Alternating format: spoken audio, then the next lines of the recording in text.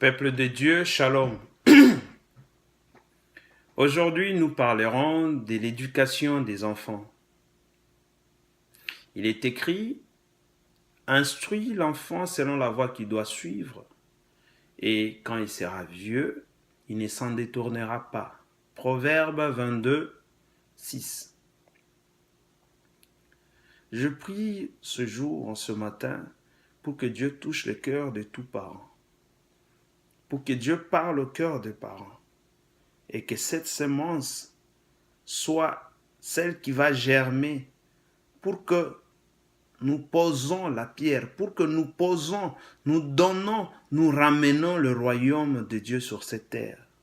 Parce que la famille, l'éducation de la famille est à la base de beaucoup de choses, beaucoup de maux que nous souffrons dans ce monde. Et que Dieu seul puisse parler au travers de cette bouche, que je sois juste un instrument et que rien de moi, pas mon expérience ou ma connaissance, mais que l'Esprit de Dieu parle au travers de ma bouche. Dans le nom de Jésus-Christ. Amen. En règle générale, les enfants passent plus de temps avec leur mère qu'avec leur père. C'est pour cela, les enfants apprennent la vie d'abord avec leur mère. Et d'ailleurs, l'éducation, ils le reçoivent. Ils commencent avec et par leur mère que par leur père. Mon frère, il est important d'avoir une bonne hiérarchie, une harmonie dans ta famille, très important, pour que chacun sache qui joue quel rôle dans la famille, à quel niveau moi je suis, qui fait quoi. C'est très important. Bien que le père soit celui qui donne la direction et l'orientation de l'éducation, mais c'est la mère qui matérialise cela auprès des enfants. Donc l'exécution auprès des enfants passe par la maman. C'est la mère qui matérialise vraiment cette éducation. Mon frère, la relation que nous parents devons avoir avec nos enfants doit être à l'image de celle que l'Éternel, notre Dieu, notre Père, a avec nous. Pour cela, il nous faut de la sagesse de Dieu. Il nous faut avoir le cœur de Dieu. Il nous faut avoir l'intelligence qu'il faut. Dieu étant notre Père, il se charge de nous éduquer spirituellement et physiquement avec les valeurs qui caractérisent les fruits de l'esprit.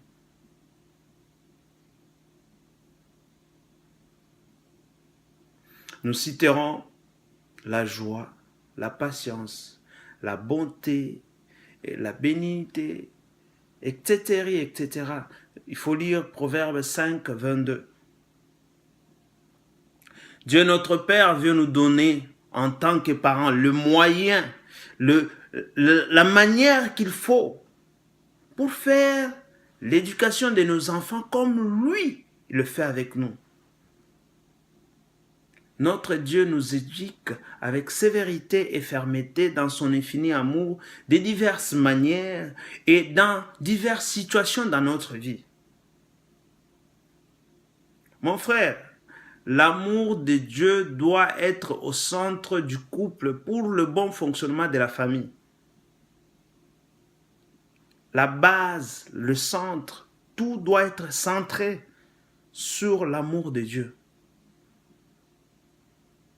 Quand les parents s'entendent bien, quand ils ont une bonne relation avec le Seigneur et entre eux, et que les deux sont épanouis, ils posent ainsi les bases, le fondement d'une éducation saine dans le cœur de leurs enfants.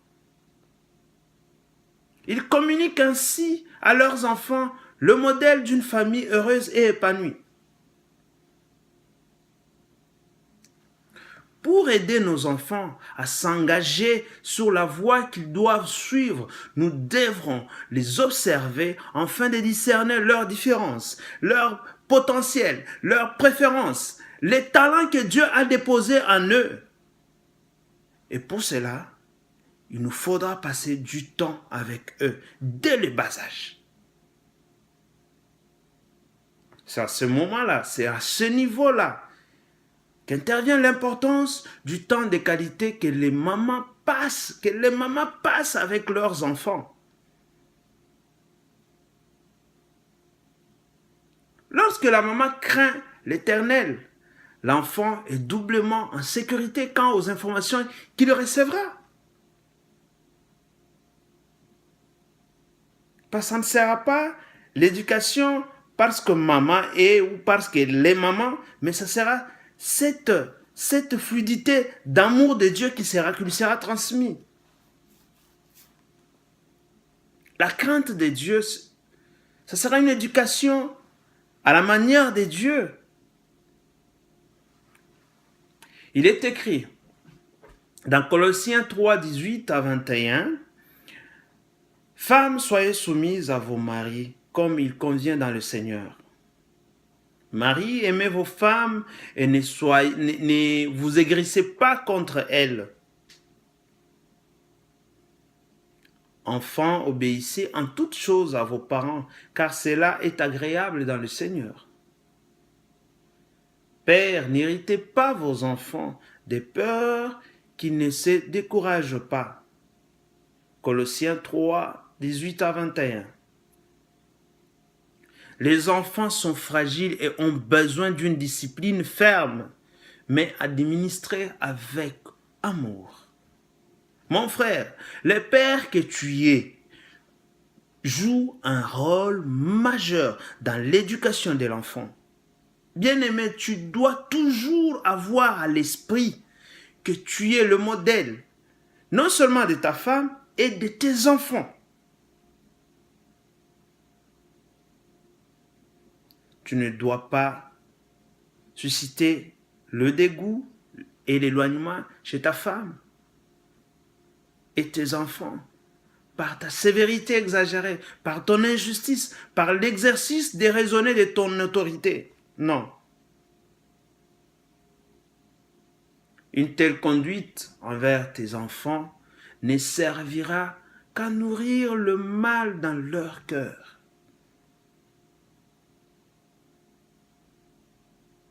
Il ne faut pas non plus que les parents épargnent toute correction à leurs enfants par crainte de les blesser, de blesser leurs émotions, de perdre leur affection. Non, il ne faut pas non plus faire ça. Mettre des lignes, des limites, je vais dire, des lignes de conduite, n'a jamais gâché la vie d'un enfant. Frère, en tant que père, tu es le garant de la direction de cette éducation. Tu dois t'assurer de son application. Tu dois t'impliquer dans la vie de tes enfants et ne pas tout laisser à ta femme. Une éducation est un héritage, mon frère. Partout où ton enfant passera, partout où tes enfants passeront, ils représenteront ce que ta femme et toi, vous faites à la maison. Car ils ne feront que répéter ce qu'ils ont compris ou vu de vous. Ce qu'ils auront compris et vu de vous, c'est tout simplement qu'ils vont partager avec les autres. Alors la question est, quel héritage laisses-tu à tes enfants? Quel exemple leur donnes-tu? Est-ce que tu penses vraiment c'est ce que tu dois faire? Mon frère, lorsque tu es à la maison, fais une pause sur ton téléphone, sur ton ordinateur, sur la télé et prends le temps pour jouer avec tes enfants. Prends le temps pour prier avec tes enfants. Lorsque tu passes un temps de qualité avec tes enfants, c'est une chose qu'ils gardent. C'est une chose qu'ils retiennent. Que penses-tu qu'ils retiendront de toi, mon frère? Que penses-tu que tes enfants retiendront de toi?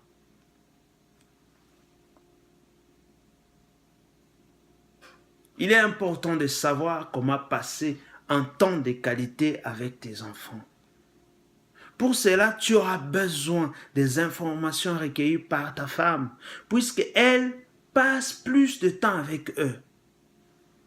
De plus, tu devras t'enquérir des valeurs, des notions qu'ils ont appris avec leur mère, afin de renforcer et de continuer sur la même lancée pour qu'il n'y ait pas de contradiction entre ce que tu dis et ce que ta femme a déjà dit.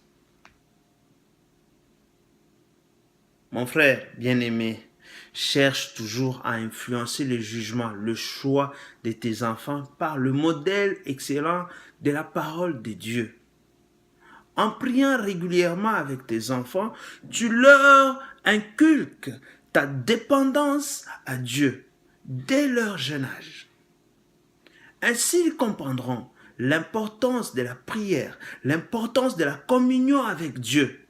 Lorsque tu prends le temps de pratiquer l'activité que l'enfant préfère, telle que les couleurs, telle que la danse, la balade, les chants, tu montres à ton enfant que tu t'intéresses à lui, à son évolution. Ton intérêt sur ce que l'enfant préfère. C'est cela, passer du temps de qualité. C'est vrai, les cadeaux, c'est bien. Mais l'enfant retiendra plus l'effet qu'il ait chanté avec son père. Il retiendra plus la balade qu'il a fait avec son papa. Il retiendra plus les temps qu'ils ont passés dans la prière. Même s'il ne comprend pas, mais à un certain moment, il va répéter. Tu lui transmets l'amour. Mon cher frère, une bonne atmosphère spirituelle favorise et facilite l'éducation des enfants. Lorsque toi, mon frère, tu as une bonne relation avec le Seigneur, lorsque tu traites bien ta femme, et chacun fonctionne selon le modèle de Dieu, ainsi, tous les deux, vous donnez un exemple à vos enfants. Et vous leur fournissez l'amour, la sagesse dont ils ont besoin pour être bien éduqués.